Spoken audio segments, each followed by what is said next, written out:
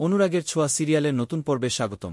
আজকের পর্বে দেখতে পারবেন যে আমি আপনাদের সবটা খুলে বলছি। তুমি একটাও কথা বলবে না। এই সবটা তোমার ষড়যন্ত্র, তাই না? কনস্পিরেসি করেছো আমাদের বিরুদ্ধে তুমি। এটা আমার বাড়ি আঙ্কেল। কি কি বললে? এটা আমার বাড়ি। এটা তোমার বাড়ি? You are a liar, fraud, মিথ্যাবাদী।